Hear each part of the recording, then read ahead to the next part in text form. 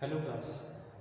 मैं नीरज गौतम आज आपको रेलवे ब्रिजेस एंड टनल जो हमारा सब्जेक्ट है उसका पहला टॉपिक डिस्क्राइब करने जा रहा हूँ, जिसका नाम है development of railway in India. Bharat में रेल परिवहन का विकास।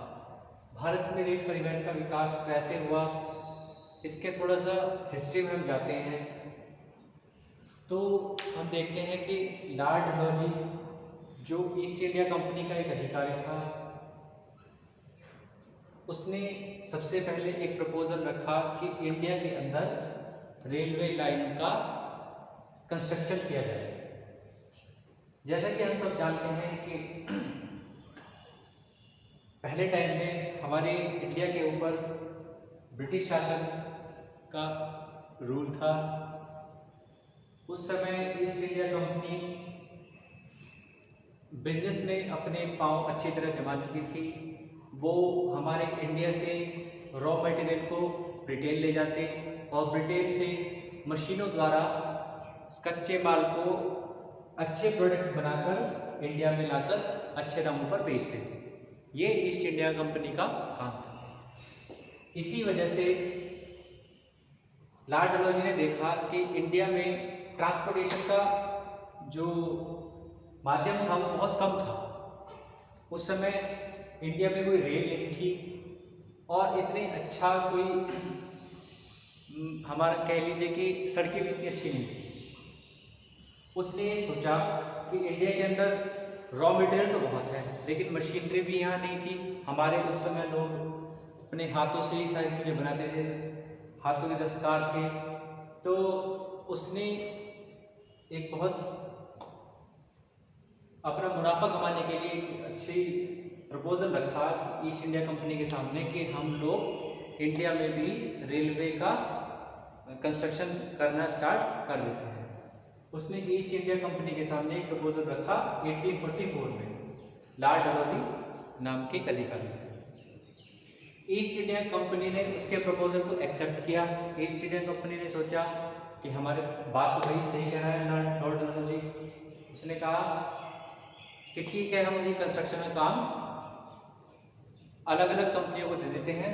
तो इसमें कई प्राइवेट कंपनियों ने इंडिया के अंदर रेलवे का कंस्ट्रक्शन का काम स्टार्ट कर दिया।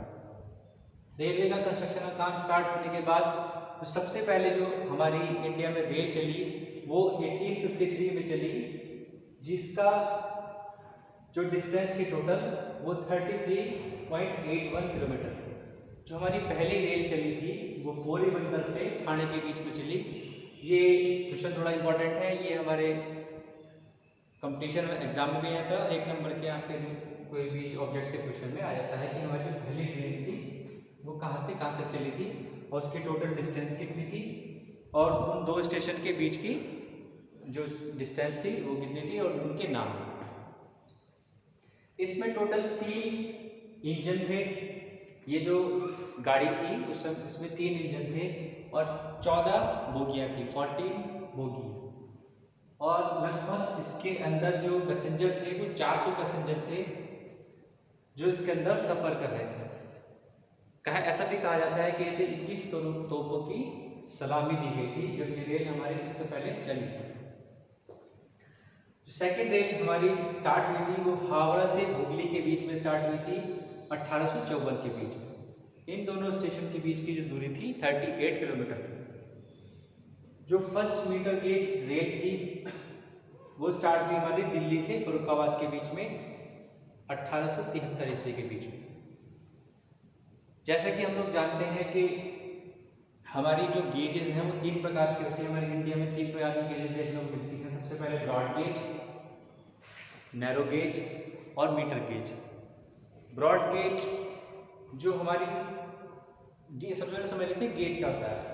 2 रेल की पटरियों के बीच के डिस्टेंस, जैसे सपोज कीजिए एक ये लोहे की रेल एक ये लोहे की रेल, जो उनके बीच की जो डिस्टेंस होती है, जैसे सपोज कि ये रेल जा रही है जो रेल जा रही है लोहे की रेल, उनके जो बीच की डिस्टेंस है आपस में दोनों की डिस्टेंस वो होती है गेज। तो 3 प्रकार की गेज का यूज करते थे, ब्रॉड गेज, मीटर गेज और नैरो गेज।